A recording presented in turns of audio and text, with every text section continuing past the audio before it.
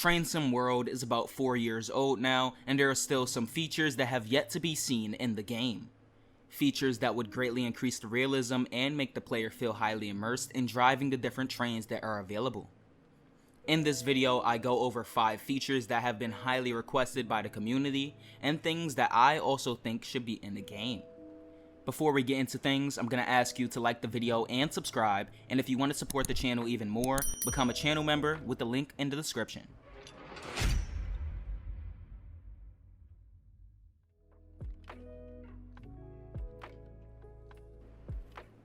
Starting with number 5, we have automated announcements. These announcements add a lot of immersion to what the player is doing in-game. Approaching a station on the Bakerloo line and hearing the announcement for it and the connections at the station is something that would immerse the player in the game and make it feel like they are actually operating a London Underground train. Currently, on some routes, it just feels bland, with no announcements, leading to an overall quiet ride on the trains, which also makes the game feel a bit unrealistic.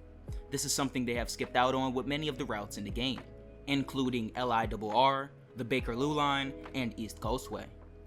Now, this has been talked about before by the DTG devs a bit during some of the roadmap streams, and they've blamed the reason for TSW not having automated announcements on licensing.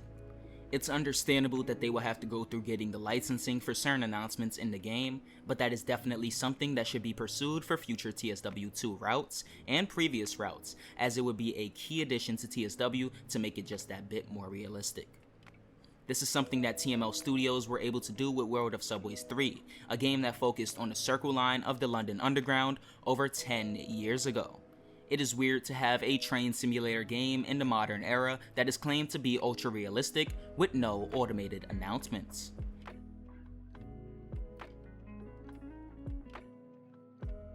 At number 4, we have dynamic events. This is something that would add much more of an immersive experience for players, with something unique happening during a journey. Honestly, if done correctly, it could be something like a scenario in service mode. Something as simple as a longer boarding time because of a door malfunction or a signal failure, forcing trains to run on another track, could add a lot to the simulation. This could be added as a new thing in the settings to switch on and off the events, and add some sliders for how often they could appear and how much the events affect how you operate. This is something I've longed to see in the game, and something that I know a lot of players would like to see as well. The events don't need to be so bad that they end the service and prevent you from playing properly, but they also need to be interesting and engaging enough to make all the services feel different from one another and make it feel like you are experiencing something new. DTG could add things like track work, passengers holding doors, faulty signals, and more to add more of an immersive experience to the game.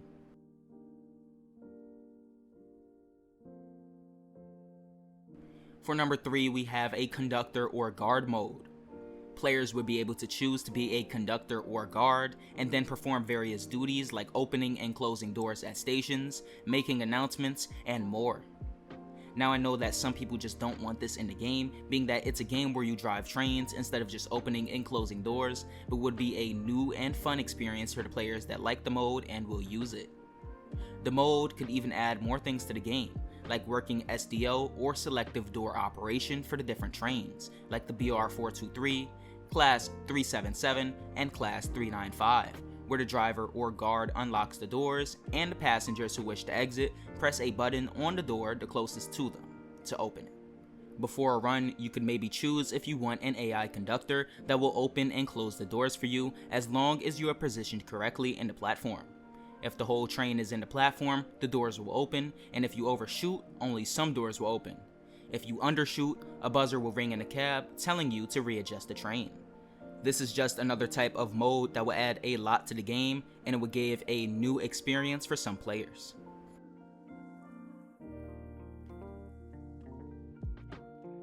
At number 2, I'm going to be talking about a career mode. Now, this is an idea I had around the end of last year, and I did make a suggestion video on it. Now, this isn't a full concrete idea, but I think it could be something that makes the player feel like they're a real train operator or conductor by having to work their way up the ranks.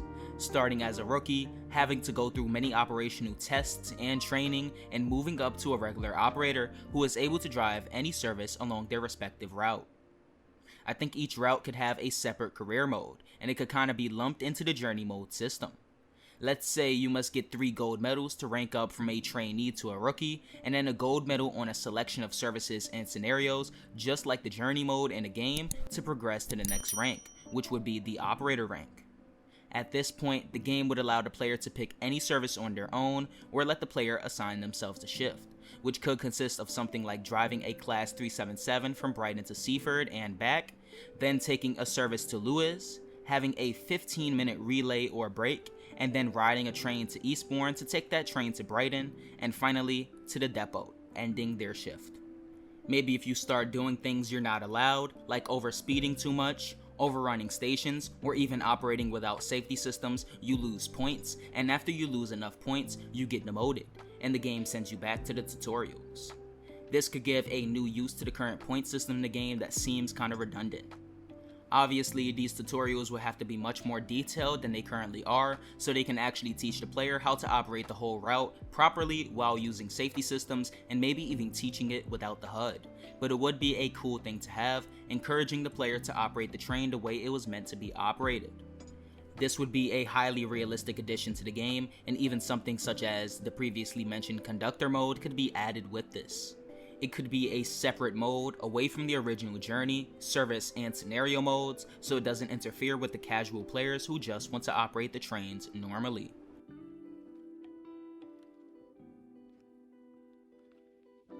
And finally, at number 1, we have the infamous editor. Now I know that the DTG devs have said multiple times that it basically isn't coming to the game, as there are multiple hurdles with the game being based in the Unreal Engine, licensing, and more. Despite all of those issues, a lot of players still want to see something of the sort in the game. If it would be added to the game, it would allow players to modify certain routes, and create their own, and distribute them to a wider audience. This could create something similar to the Steam Workshop, where some players create their own routes to the game and sell them to the community, helping the creators of the route out by helping them make money and giving the community certain routes that DTG wouldn't release normally for the game. I think the biggest issue with this is the consoles. They can't be left out. So, I have a solution to solve this. Create an in-game store or catalog where PC players are able to upload their creations for others to download. These add-ons would obviously have to be reviewed by DTG to make sure they wouldn't be harmful to consoles, but it would be a way to get console players involved with the editor and a mod workshop, even though they aren't able to use the editor itself. I really hope DTG at least attempts something like this in the future, as it would really add more to TSW, allowing the different creators to share their work with a broader audience. These 5 things could all be added to the game to increase the immersion of the player and make the game feel more realistic. Most of it would be optional things too, so nothing would be added to the game to make it more complex for casual players. If you agree with some of the things I've listed in this video and you want to see more content like this on the channel, like the video and subscribe to the channel for more content.